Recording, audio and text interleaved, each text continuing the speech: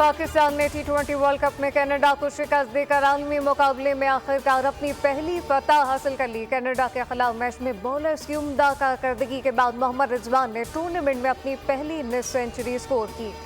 इस बात को यकीनी बनाया कि वो टीम की फतह तक क्रीज पर मौजूद रहे। पाकिस्तान ने 107 रन का हदफ 3 विकेटों के नुकसान पर 18वें ओवर में हासिल कर लिया।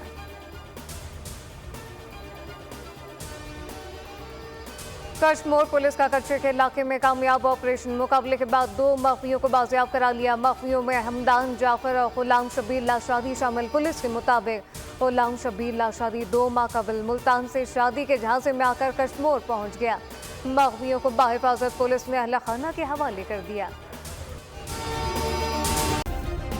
सब्सक्राइब करें और बेल दबाएं ताकि कोई खबर रह न जाए।